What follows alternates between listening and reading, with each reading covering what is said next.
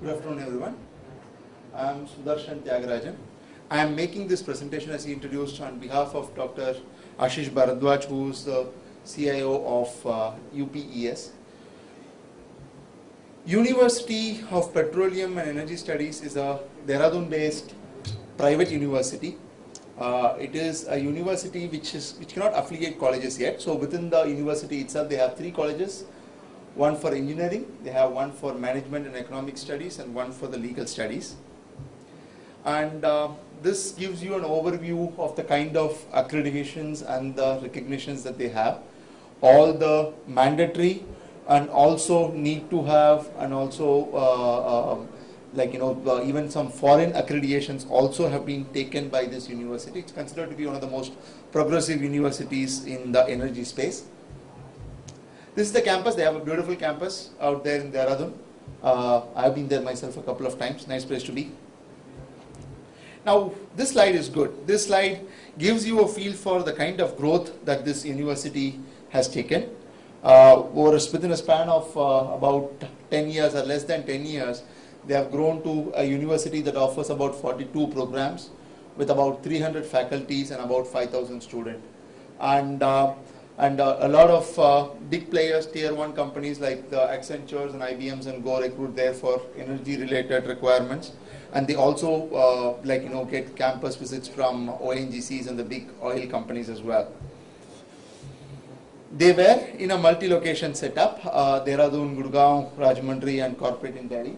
But then due to a certain regulation that came up, a legislation that was passed in the parliament that deemed universities that are approved for a certain state can have campuses only in the state, which made them kind of merge the Gurgaon and Rajahmundry locations into Dehradun.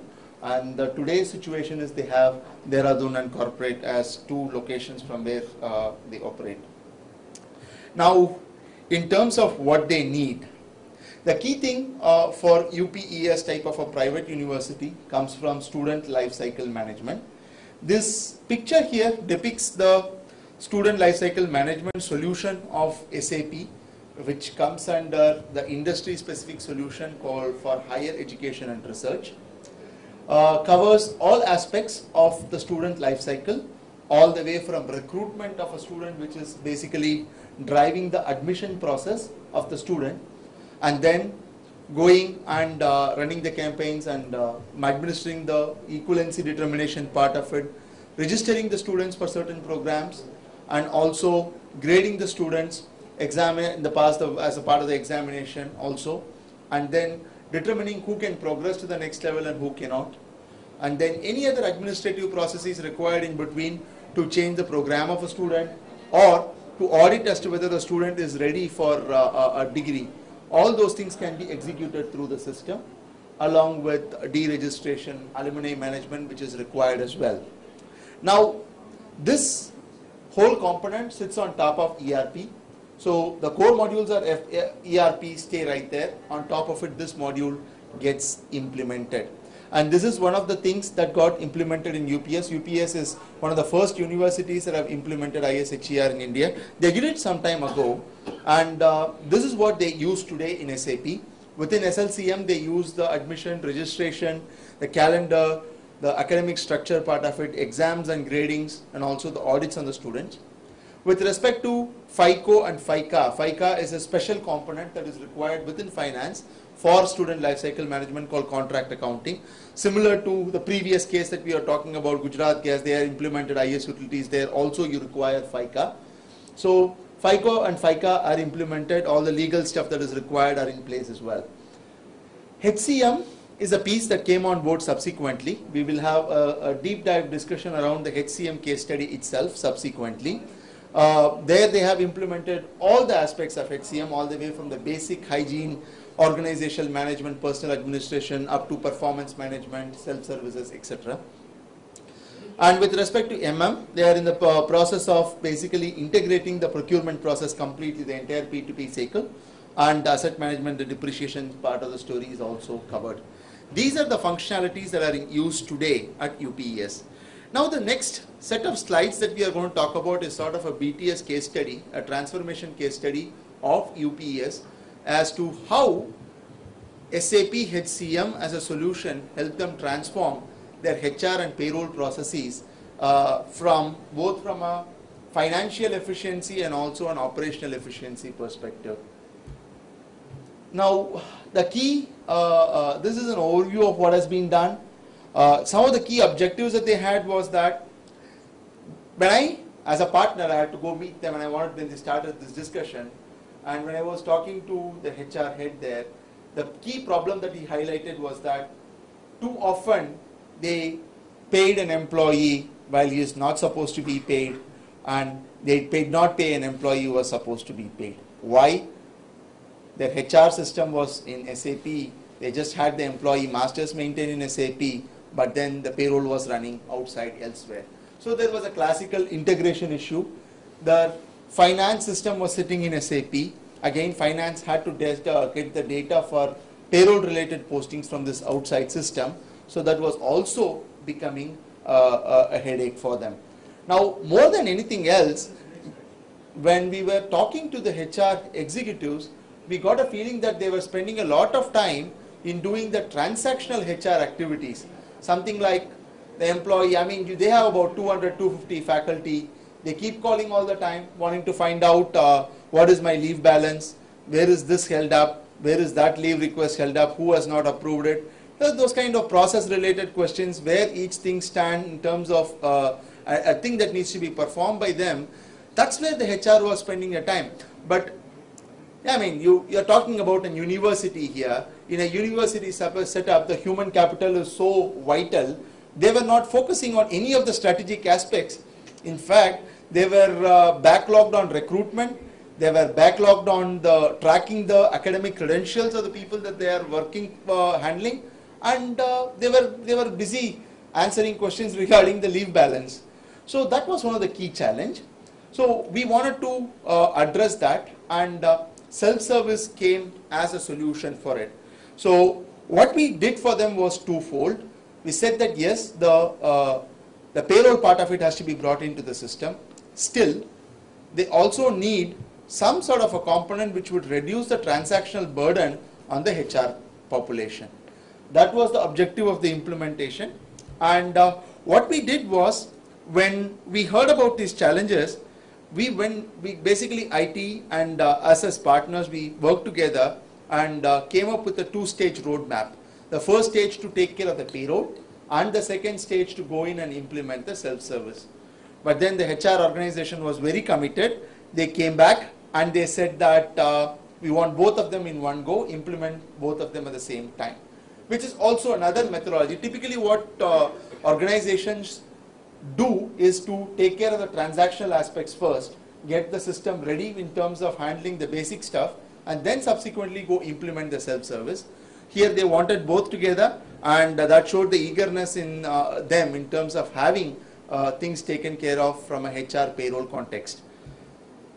So that's exactly what we did. We basically went ahead and implemented a best practice based solution, where we took the template that was available from partners as us, and then we implemented that template for them along with self-services.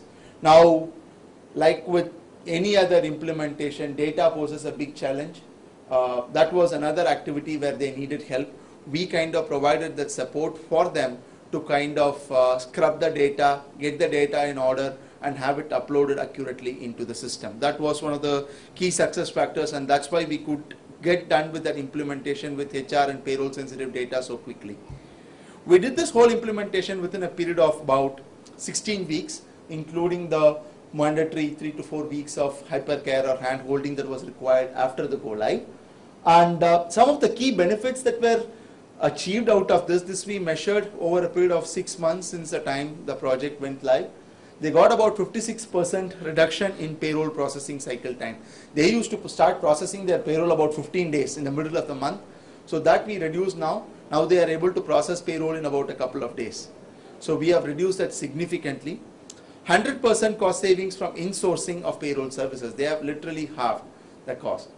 So they have achieved significant cost savings from insourcing from where they used to pay per payroll check to an outside provider. From there, it came to in SAP, and the checks are being printed out of SAP now. So they got significant savings there. And more so, the last one is they saved about 40% of their HR efforts away from the transactional activities by implementation of self-services. These are the key benefits that they achieved out of this.